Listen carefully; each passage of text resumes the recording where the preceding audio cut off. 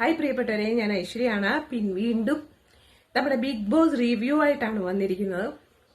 ഇന്ന് രാവിലെ ഒന്നും വീഡിയോ റിവ്യൂ, ഇന്നലെ 2-3 റിവ്യൂ നമ്മൾ ചെയ്തിട്ടുണ്ടായിരുന്നു. പക്ഷെ ഇന്ന് റിവ്യൂ ഒന്നും ചെയ്തിട്ടുണ്ടായിരുന്നില്ല. കാരണം പ്രത്യേകിച്ച് കാമ്പുള്ള ഒരു കാര്യങ്ങളും അതിനകത്ത് നടക്കുന്നില്ല എന്നുള്ളതാണ്. ഒരുമാതിരി തണുത്ത ഒരു പോക്കാണ് പോകുന്നത്. പിന്നെയും ഇപ്പം ഗെയിം മുന്നോട്ട് കൊണ്ടുപോകുന്നത് നമുക്ക് കോമണർ തന്നെയാണ്. അനീഷ് തറയിലാണ് ഇപ്പോ മുന്നോട്ട് കൊണ്ടുപോകുന്നത്. പക്ഷെ അത് അയാൾക്കെതിരായിട്ട് തന്നെ പോകുന്ന മട്ടുണ്ട്. ഓരോരുത്തരെയും സംബന്ധിച്ച് നമ്മൾ നോക്കുമ്പോഴത്തേക്കുണ്ടല്ലോ വ്യത്യസ്തതയാണ്.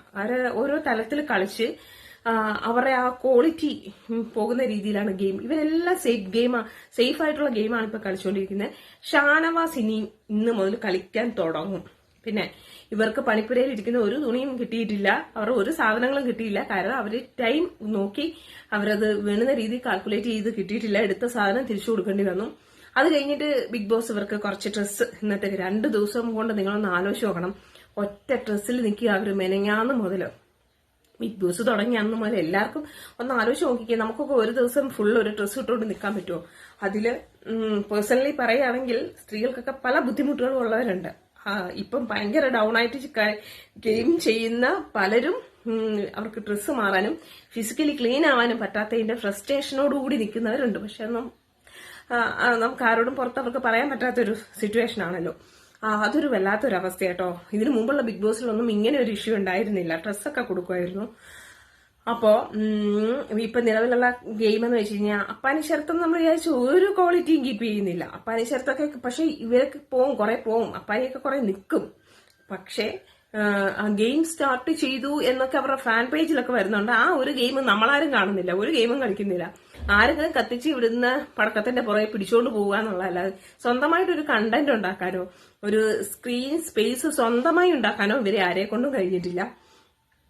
ഓരോരുത്തരെ കുറിച്ച് നമ്മൾ വിചാരിച്ച നമ്മുടെ രേണു സുധി ഒന്നും അവിടെ ചെന്നിട്ട് ഒന്നും ചെയ്യുന്നില്ല. രേണുവിന്റെ ഒരു കഴിവും കപ്പാസിറ്റിയൊക്കെ വെച്ചിട്ട് രേണുവിന് അവിടെ പല പ്രശ്നങ്ങളും വിഷയങ്ങളും ഉണ്ടാക്കാം. രേണുവിന്റെ വീടിന്റെ കാര്യം, പിന്നെ അവിടെ പുറത്തെ കാര്യം സംസാരിച്ചോട്ടേയും ചോദിച്ചുകൊണ്ട് നമ്മുടെ ലെസ്ബിയൻ കപ്പിൾസ് സംസാരിക്കുകയുണ്ടായി.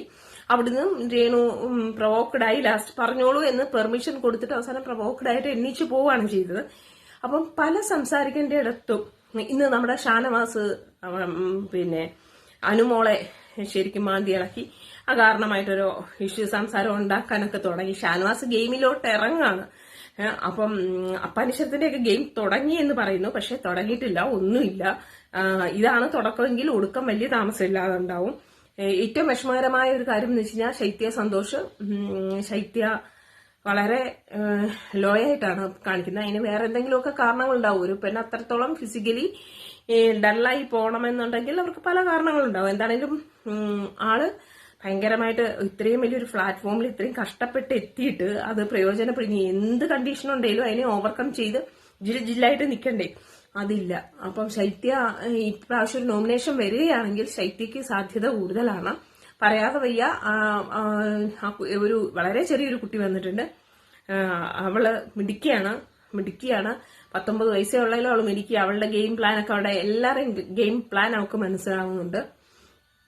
പിന്നെ ബിൻസി, RJ ബിൻസിയൊക്കെ നല്ല രീതിയിൽ കളിക്കേണ്ടതാ. പക്ഷെ ഇത്രയൊക്കെ കഷ്ടപ്പെട്ട് ഇവിടെ എത്തിയിട്ട് RJ ബിൻസിയൊക്കെ ഭയങ്കര ലോ ആയിട്ടാണ് കളിക്കുന്നത്. പിന്നെ പറയത്തക്കതായിട്ടൊന്നും ഇല്ല. സരികയൊന്നും ഒന്നുമില്ല, വെറുതെ. എനിക്കറിയത്തില്ല, ഇവര് തെരഞ്ഞെടുപ്പത്തപ്പോ ഇത്തിരിയും കൂടിയൊക്കെ ഒന്നും കൂടി നോക്കി ഒരു സെലക്ഷൻ നടത്താമെന്ന് തോന്നുന്നു. ശാരിക കുഴപ്പമില്ല. ശാരികയുടെ ഇമേജ് മാറ്റാനാണ് ഇപ്പൊ ശ്രമിക്കുന്നത്. ശാരിക വിചാരിക്കുന്നത് എന്തെങ്കിലും പോകുമ്പോ നല്ലൊരു ഇമേജോടുകൂടിയെങ്കിലും ഇറങ്ങാലോ എന്നായിരിക്കാം മേ ബി. എന്താണെങ്കിലും ശാരിക അത്യാവശ്യം കളിക്കുന്നുണ്ട്, കുഴപ്പമില്ല. അതൊക്കെയാണ് വലിയ രീതിയിൽ നമുക്ക് പറയത്തക്ക പ്രത്യേകിച്ച് കാരണങ്ങളൊന്നുമില്ല. ഇപ്പൊ നോമിനേഷൻ വന്നു കഴിഞ്ഞപ്പോ ഇവരൊക്കെ നോമിനേഷനിൽ പറയുന്ന കാര്യങ്ങളൊന്നും ഇതല്ല. അപ്പൊ ഇന്ന് ഉറങ്ങാതെ കിടക്കണ്ടേ ഇവര് പുറത്ത് നോമിനേഷനിൽ ഏറ്റവും കൂടുതൽ പുറത്താകണം എന്ന് പറഞ്ഞിട്ടുള്ളത് ഷാനവാസ്, ശൈത്യ, പിന്നെ നമ്മുടെ ഒരു മോഡലിനെ പോലെ പുറത്തുനിന്ന് അവരുടെ പേര് എനിക്ക് അങ്ങോട്ട് കത്തുന്നില്ല. പിന്നെ നേരത്തെ ബിഗ് ബോസ്, ഹിന്ദി ബിഗ് ബോസിലൊക്കെ ഉണ്ടായിരുന്ന ഒരു ലേഡി ഉണ്ടല്ലോ, അവരൊക്കെയാണ് അപ്പം പുറത്ത് കിടക്കേണ്ടതായിട്ട് വന്നിരിക്കുന്നത്. RJ ബിൻസി. അപ്പൊ ഇവർക്ക് അകത്ത് കിടക്കാൻ പറ്റില്ല. അപ്പൊ അതൊക്കെ കേട്ടപ്പം തന്നെ ശൈത്യയൊക്കെ ഡള്ളാണ്. എന്താവും അറിയില്ല. ഈ പ്രാവശ്യം ഒരു നോമിനേഷൻ വരുവാണെങ്കിൽ സാധ്യത കൂടുതൽ ശൈത്യ പുറത്താവാനാണ്. പിന്നെ കളി മാറി പറയാൻ വലിയ താമസമൊന്നും വേണ്ട. പിന്നെ വലിയ പ്രതീക്ഷകളും ഒക്കെ ആയിട്ട് കയറിയിട്ടുള്ള പലരും ഇളകി മറിയാനാണ് സാധ്യത. പിന്നെ നമ്മുടെ ഒനിയൽ ആള് വലിയ കുഴപ്പമില്ലാതെ നിന്ന് പോകുന്നുണ്ട്. ഷാനവാസൊക്കെ കയറും. അപ്പാനി ശരത്ത് കപ്പും കൊണ്ടേ പോരുള്ളൂ എന്നുള്ള ഒരു സ്റ്റൈലിലൊക്കെ നിൽക്കുന്നത് ഒന്നുമില്ല. എനിക്ക് അതിലും കൂടുതലായിട്ട് ആമ്പിള്ളേർ വേറെ കളിക്കുന്നുണ്ട്. പിന്നെ നമ്മുടെ ആര്യൻ കൊള്ളാം കേട്ടോ. ആര്യന്റെ ആ സ്റ്റൈലും ലുക്കും ഒക്കെ വെച്ചിട്ട് തുറന്ന് നല്ല രീതിയിലൊന്ന് പെർഫോം ചെയ്താൽ ഫൈനൽ 5 വരാനുള്ള സാധ്യതയുണ്ട്. സ്ത്രീകളിൽ ഇപ്പോഴത്തെ ഒരു കണ്ടീഷൻ വെച്ച് ഫൈനൽ 5 എത്താൻ നമുക്ക് ആരെയും പറയാൻ പറ്റുന്നില്ല. പിന്നെയും ഒരു ചെറിയ സാധ്യത രേണുസുതി പിടിച്ചു കയറി പോകുമെന്ന് എനിക്ക് തോന്നുന്നു. പിന്നെങ്ങാനും ശാരിക വന്നാലേ ഉള്ളൂ. പിന്നെ നമ്മുടെ ആ മുൻ ബിഗ് ബോസ് താരല്ലേ, ആ ലേഡിയുടെ പേര് നമുക്ക് കിട്ടുന്നില്ല, ആലപ്പുഴക്കാരി, നല്ല ഹൈറ്റ് ഒക്കെ ഉള്ള അവർക്ക് അതിനുള്ള ഒരു കപ്പാസിറ്റി ഉണ്ട്.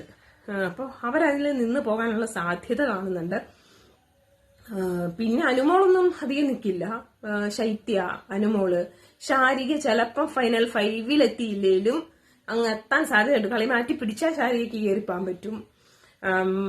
പിന്നെ ഇല്ല, വലുതായിട്ട് നമ്മൾ ഫൈനലിലേക്ക് സ്ത്രീകളെ വളരെ കുറച്ച് നമുക്ക് പ്രതീക്ഷിക്കാൻ ഇപ്പോഴത്തെ ഒരു നിലവാരം വെച്ച് പറ്റുന്നുള്ളൂ.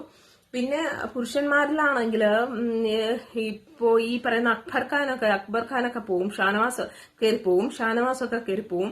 വിചാരിക്കുന്ന പോലെയല്ല, അവരൊക്കെ കുറച്ചുകൂടെ നന്നായിട്ട് കളിക്കും. പിന്നെ അപ്പാനി ശരത്ത് ഫൈനൽ 5 ചിലപ്പം കളിച്ചെത്തുമായിരിക്കും. ഇപ്പൊ ഒരു ലോ ആംഗ്യങ്ങളൊക്കെ, ലോ ക്ലാസ് ചേഷ്ടകളൊക്കെ കാണിക്കുന്നുണ്ട്.